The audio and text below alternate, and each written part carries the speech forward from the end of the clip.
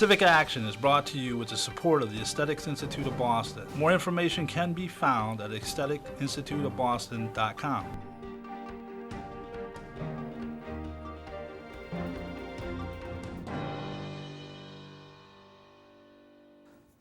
Good afternoon. My name is Jackie Morrissey, and this is Civic Action. And today's very, very interesting guest is an old friend of mine. Good to see you, Jack. Good to see you. An old Newtonite who was very popular here in the city for 3 or 4 generations. His grandfather was a bootlegger here in Newton. He called his business Burke Drug. Burke Drug. He was a legal bootlegger. Yeah, he was a legal bootlegger. For medicinal purposes only. And his father was Bernie Burke. And Still is. Still is. How's he doing? Good. He's 86. He's living up in upstate New York now, up in Albany in a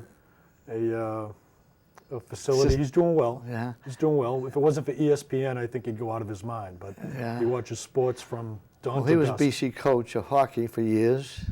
BC assistant coach, freshman coach from 1950 to 72, and goalie coach from 72 to 92. And he ran the drugstore for years afterwards. He did, work 7 days a week down the Burke Drug down Newton Corner. Was he a pharmacist? He was, yeah. Yep. So, and then you're a double eagle, BC. BC High and Boston College. And you were quite an athlete there, weren't you? I was not. Oh, I'm sorry. I was not. Well, anyway. I'm a lover, not a fighter, Jack. Well, anyway, you're an author. I'm an author. And he's written this book, How Hollywood Killed JFK, starring Elvis Presley, John Wayne, and Frank Sinatra. A twisted Tinseltown tale of power, greed, and revenge. There's only one word that is missing. No sex? Sex is inside. Okay. You're going to have to read it. Well, somebody told me if you don't have sex in a book today, it doesn't sell. Yeah. I was going to keep it G-rated, and then I said, to hell with it. We'll throw a little filth in there. How is this book going? How's it going? Good. Selling steadily on Amazon and at howhollywoodkilledjfk.com. It's selling a lot on Kindle, which I don't think I'd read a book on Kindle, but apparently a lot of people do these days in this age. How did you get into writing this? What was the... I have always been obsessed with the Kennedy assassination. Ever since I was a young kid, I can remember I found a book in the basement about the Kennedy assassination, and I just developed a kind of a fascination with it. I probably read every book there was ever written about it, and I found it a very frustrating topic because, you know, they say the mafia did it, the Russians did it, the Castro did it, anti-Castro Cubans did it, the CIA did it, Lyndon Johnson did it, and there's just no one conclusive story. And now it's 48 years to today. Today is November 22nd, ironically. So 48 years today, he was killed, and I just decided to, in my own way, do my own research and create my own story to finally solve the case. And I think I've accomplished it. I've finally solved the murder of President Kennedy. Really? Yep. You know, I appreciate you flying in from the West Coast to do this show with me. From the left coast. Yeah. The left coast, excuse me. But anyway, it's a very interesting book. It's very interesting characters. This gentleman, Fitzy, that you talk about in the book, I want to get to know him a little bit better. Yeah, sure. Because he's a very interesting character. But anyway, how long did it take you to do this book? A lot of research here. Well, as you mentioned, I went to BC, and I wrote a short story in a creative writing class at BC in 1984 called Frank Sinatra's Great Battle for Respect. It was about Sinatra on the Godfather set while they were making The Godfather. And that kind of gave me the idea for this. I worked on it very hard in the 90s, and then I put it away for 10 years. And my son said, "Hey, Dad," a couple of years ago, you know, why don't you finish this thing and put it to bed?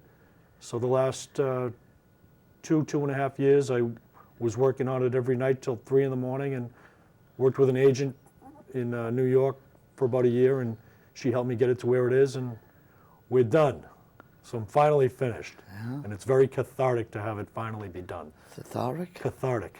Wow. That's a good $2 word. That's a nice word. Yeah, I don't know what it means, but it sounds good. And people can get this book. It's selling, Yep, yep, and it's commendable to you Yep. as far as what have I read it. Yep. I enjoyed it. I'm not a reader no. because it seems like I knew a lot of people in the book. Yeah, well, I'm also the biggest Elvis Presley fan on the planet, the biggest Sinatra fan on the planet. I love John Wayne, and it was a way for me to put everything I'm interested in and love into one book. And it's kind of a homage to Elvis and Sinatra and John Wayne, as well as Kennedy and the events of that day. And I wrote it in a way, Jack, that was ultimately respectful of them all. So I think even if Caroline Kennedy read it, she wouldn't be offended. I think she would appreciate it and enjoy it. Mm-hmm. Did you know I served with Elvis Presley in the United States Army? You told me that over in Germany. Yes. I heard you used to take all the girls away from him. Is that true? Yeah. Well, he was only there a short while before they shipped him out. Right. But he had the same MOS I had, Yep. which was an armored intelligence specialist. Yeah. Which is a scout. Yeah. Like a tank battalion, I think Yeah, he worked in, yeah. right? Yeah. A scout. Yep. I mean, there's a guy that was a real celebrity, and he went through the basic training as like every other dog he did, Yep. and ended up being a scout, an Yep. armored intelligence specialist. So I respected him for that. I never really got to know him. Well, that was right on the border, Yeah. of the communist border, right there. We used to have all kinds of alerts and everything Yeah. like that. How do you pronounce the town Bad Nauheim? Bad Nauheim in Germany? I met him in Ulm, Germany. Oh, okay. When he first come, he was only there a short while, and they moved him out. Into a house. He lived with his family in a house because Yeah. the Well, it was people were going crazy, right? They were going crazy Yeah. in this little town of Leipheim Yeah.